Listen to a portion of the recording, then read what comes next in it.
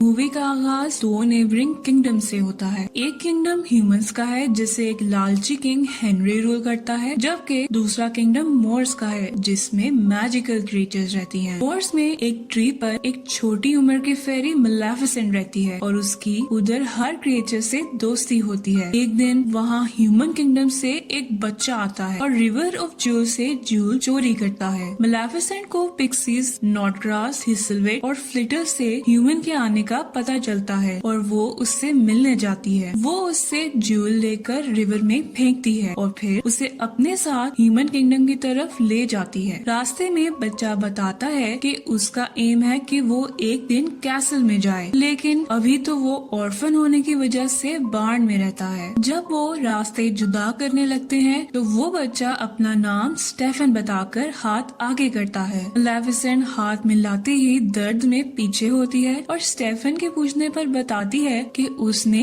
Iron की ring पहनी है और फेरीज आयरन से हर्ट होती हैं। इस पर स्टेफन अपनी रिंग दूर फेंक देता है। वो जाते हुए दोबारा आने का प्रॉमिस करता है। मलेफिसेंट स्टेफन के करीब होते हुए भी रिंग फेंक देने के एक्ट से बहुत इम्प्रेस होती है और सारा टाइम उसके बारे में सोचती रहती है। कुछ हफ्तों बाद स्टेफन दोबारा मिलने आता है और फिर वो बार बार आता ही रहता है। वक्त के साथ साथ उनकी दोस्ती प्यार में बदलती जाती है और मलेफिसेंट की 16th बर्थडे पर स्टेफन उसे ट्रू लव किस देता है। उसके बाद वो काफी अरसा पैसे कमाने और एम्बिशंस पूरी करने की वजह से मोर्स नहीं आता, जबकि मलेफिसेंट बड़ी होके एक पावरफुल फेरी बनके मोर्स की हिफाजत करती है। इसी तरह एक दिन लालची किंग हेनरी मोर्स में पावरफुल क्रिएचर का सुनकर उस पर कब्जा करने के लिए अपनी आर्मी लेकर आता है। मलेफिसेंट दूर से आर्मी को देखकर उनके सामने पहुंचती उन्हें वापस मुड़ जाने का कहती है। हेनरी उसका मजाक उड़ाते हुए अपनी आर्मी को उस पर अटैक करने का कहता है, तो मलेफिसेंट ट्री ब्रांचेस यानी कि शाखों से बनी हुए क्रिएचर्स को बुला लेती है। वो आर्मी से लड़ने लग जाते हैं और मलेफिसेंट हेनरी के पास जाती है, लेकिन वो उसे आयरन लगाकर जख्मी करता अपनी आर्मी के साथ कैसल वापस भाग जाता है। कैसल में किंग हेनरी बीमार हुआ बिस्तर पर पड़ जाता है और ऐलान करता है कि जो उसका बदला लेकर मलेफिसेंट को मार देगा वो फ्यूचर किंग और उसकी बेटी का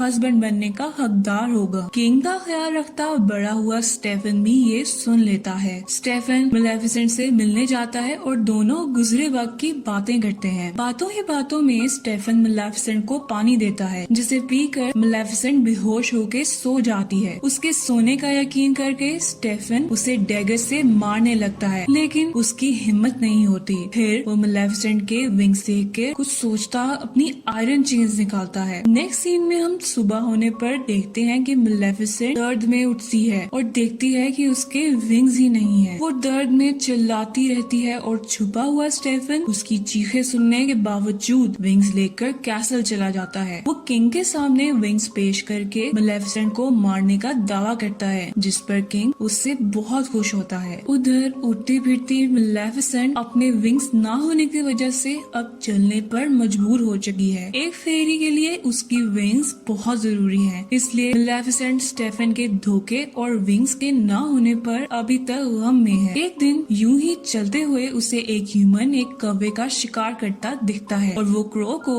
अपने मैजिक से इंसान में बदल देती है। ऐसा होता देखकर इंसान भाग जाता है। वो क्रो अपना नाम डेविल बताता है और मलेफिसेंट की जान बचाने की वजह से उसका सर्वेंट बन जाता है। मलेफिसेंट उसे ह्यूमन किंगडम खबर लेने भेजती है, तो वो वापस आकर बताता है कि स्टेफन किंग की बेटी से शादी करवाकर किंग बन गया है। इस बिट्रेयल पर मलेफिसेंट दिल बर्दाश्ता होती मोर्स को डार्क किंगडम में बदलकर सब क्रिएचर्स पर रूल करने लग जाती है। कुछ वक्त गुजरता है और एक दिन डेविल मलेफिसेंट को आकर बताता है कि स्टेफन की बेटी पैदा हुई है, जिसकी सेलिब्रेशन रखी गई है। सेलिब्रेशन में स्टेफन अपनी क्वीन के साथ थ्रोन पर बैठा होता है। जब वही 3 पिक्सीज आती हैं, वो उसकी इजाजत पर स्टेफन की बेटी ऑरोरा को ब्लेसिंग्स देती हैं कि वो खूबसूरत हो, हर किसी को पसंद हो और हमेशा खुश रहे। वो ब्लेसिंग्स देती ही हैं कि मलेफिसेंट वहाँ आ जाती है और सबके रोकने के बावजूद ऑरोरा को कर्स करती है कि पिक्सीज के कहने के मुताबिक ऑरोरा खूबसूरत हो, सबको पसंद आने वाली खुश लड़की हो, लेकिन उसकी 16th बर्थडे पर स्पिनिंग व्हील स्विंडल यानी चरखे की सुई पर ऑरोरा अपनी उंगली जख्मी करे और ऐसी नींद सो जाए जिससे वो कभी ना उठ लौट सके। ये कर्ज सुनकर किंग स्टेफन घुटने पर बैठ जाता है और मेलेफिसेंट को अपना कहा वापस लेने का कहता है। तो मेलेफिसेंट उसका मजाक उड़ाते हुए कर्ज में एडिशन करती है कि अरोरा अपनी नींद से उठ तो जाएगी, लेकिन सिर्फ ट्रू लव किस से, जो स्टेफन और मेलेफिसेंट दोनों जानते हैं कि ट्रू लव एक्सिस्ट ही नहीं करता। मेलेफिसेंट वहाँ से वापस मोर्स आ जाती है और उसके पीछे स्टेफन किंगडम के सारे स्पिनिंग व्हील्स कैसल के डंजन में डलवा के अपने सोल्जर्स को मेलेफिसेंट को मारने भेजता है, लेकिन मेलेफिसेंट मोर्स के गिर्द ब्रांचेस से दीवार बना देती है ताकि कभी भी कोई इंसान वहाँ ना आ सके। जबकि अरोरा को सेफ रखने के लिए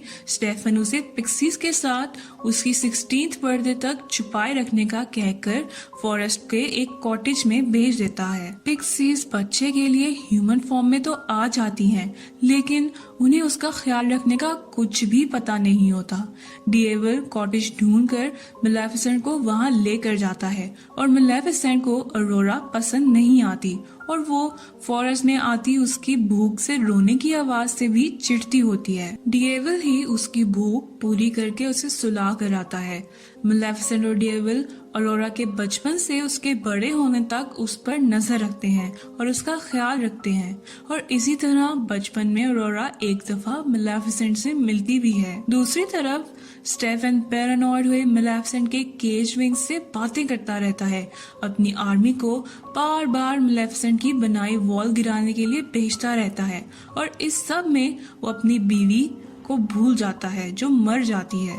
वक्त का साइकिल चलता रहता है और अरोरा मेलेफिसेंट की जेर नजर बड़ी हो जाती है। वो मोर्स के बारे में बहुत क्यूरियस होती हुई मेलेफिसेंट की बनी वॉल के पास खड़ी होती है जब मेलेफिसेंट वहां आती है। वो अरोरा को बेहोश करके सोल्जर से लड़ती उन्हें वापस भेज देती है और फिर अरोरा को अपने साथ मोर्स के अंदर ले जाती है। अरोरा जब जागती है तो वो मेलेफिसेंट को बताती है कि उसे पता है मेलेफिसेंट उसकी गॉड मदर है, क्योंकि वो बचपन से ही उसका लुक आफ्टर कर रही है। उसके बाद अरोरा अक्सर ही मोर्स में दिखाई जाती है और उसकी मोर्स के क्रिएचर से दोस्ती भी हो जाती है। उसका ध्यान रखते रखते मेलेफिसेंट उसकी केयर करने लग जाती है और अरोरा की मोहब्बत में गिरफ्तार होती वो उस पर किया अपना कर्ज वापस लेने की भी कोशिश करती है, लेकिन कामयाब नहीं होती है। जैसे जैसे अरोरा का बर्थडे करीब आता है तो दोनों किंगडम्स में बेचैनी बढ़ती जाती है। स्टेफन को मेलेफिसेंट की नाइटमेयर्स आती है और वो रातों को भी लेबर से आयरन बनवाता रहता है, जबकि मेलेफिसेंट सैड होती हुई अरोरा को उसकी बर्थडे से एक दिन पहले दुनिया के ईविल के बारे में समझाने की कोशिश करती है। तो अरोरा अपनी बर्थडे के बाद मेलेफिसेंट के पास मोर्स में ही रहने की ख्वाहिश जाहिर करती है और ये डिसीजन पिक्सीज यानी अपनी आंटिस को बताने अरोरा घर के तरफ निकल जाती है। उधर ही राह भटके हुए प्रिंस फिलिप अरोरा से मिलता है। उन दोनों को दूर से देखते हुए डेविल मेलेफिसेंट को होप देता है कि फिलिप अरोरा को ट्रू लव किस करके कर्ज तोड़ सकता है। इस पर मेलेफिसेंट कहती है कि ये कर्ज उसने इसीलिए तो दिया था क्योंकि ट्रू लव एग्जिस्ट ही नहीं करता। सीन्स अरोरा पर शिफ्ट होते हैं जो कॉटेज में पिक्सीज को अपने जाने का बताने जाती है। उधर पिक्सीज अरोरा को सारी स्टोरी बताती हैं। अरोरा मेलेफिसेंट से मिलकर अपने कर्ज के बारे में पूछती है और मेलेफिसेंट से नाराज होते हुए बात सुने बगैर हॉर्स लेती कैसल की तरफ निकल जाती है, जबकि मेलेफिसेंट डेविल को फिलिप को लाने का कहती है। नेक्स्ट सीन्स में अरोरा कैसल जाकर स्टेफन से मिलती है तो स्टेफन अरोरा के पहले ही आ जाने पर गुस्सा करता है और उसे सेफ रखने के लिए उसके रूम में बंद कर देता है। खुद वो मेलेफिसेंट को पकड़ने की प्लानिंग करने लग जाता है। अरोरा अपने रूम में बंद डोर पर नॉक करती है और जैसे ही मेड दरवाजा खोलती है तो अरोरा आवाजों को फॉलो करते कैसल के डंजन्स में पहुंच जाती है, जहां वो मैजिक से बने स्पिनिंग व्हील की सुई पर अपनी उंगली रखते ही कर्ज के मुताबिक सो जाती है। दूसरी तरफ हम देखते हैं कि हॉर्स बने डेविल पर सवार मेलेफिसेंट को कर्ज पूरे होने का पता चल जाता है जब वो फिलिप को कैसल ला रही होती है। वो कैसल पहुंचती है और डेविल आयरन ट्रैप्स देखकर अंदर जाने से मना करता है, लेकिन मेलेफिसेंट ट्रैप्स पार करती फिलिप को लिए ऑरोरा के पास आती है। ऑरोरा के रूम में मौजूद पिक्सीज फिलिप को ऑरोरा को ट्रू लव किस करने का कहते हैं। फिलिप उनकी बात मानते हुए किस करता है, लेकिन ऑरोरा जागती नहीं है। पिक्सीज उसे लेकर रूम से बाहर जाती हैं, तो मेलेफिसेंट आंखों में आंसू लिए ऑरोरा से माफी मांगती उसके फोरहेड पर किस करती है। इधर आता है प्लॉट में ट्विस्ट और हम देखते हैं कि मेलेफिसेंट के ट्रू मदरली लव की वजह से ऑरोरा जाग जाती है। वो एक दूसरे को देखकर खुश होते हैं, जबकि कैसल की दूसरी तरफ स्टेफन को मेलेफिसेंट के कैसल के अंदर होने का बताया जाता है। मेलेफिसेंट ऑरोरा को मोर्स ले जाने के लिए कैसल के हॉल तक पहुंचती ही है, तो उस पर आयरन चेन्स फेंककर उसे कमजोर कर दिया जाता है। ऑरोरा को गार्ड्स आगे बढ़ने नहीं देते और अपने बचाव के लिए मेलेफिसेंट डिएवल को ड्रैगन बना देती है। डिएवल सोल्जर्स को गिराकर मेलेफिसेंट से चेन्स हटा देता है, लेकिन गार्ड्स उसे पकड़ लेते हैं और मेलेफिसेंट को आयरन शील्ड में घेर लेते हैं। मेलेफिसेंट ड्रैगन की आग से तबाह होता कैसल देखकर ऑरोरा को भाग जाने का कहती है और उसके जाते ही आयरन आर्मर में स्टेफन मेलेफिसेंट की तरफ आता है।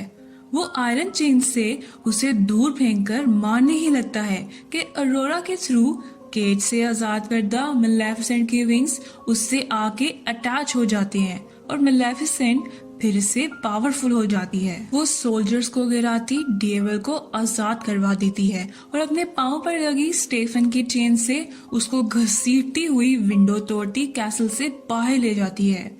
वो कैसल की छत पर स्टेफन को लेकर आती है और अपनी चेन उतारने के बाद उसको मारने लगती है, लेकिन उसकी हिम्मत नहीं हो पाती।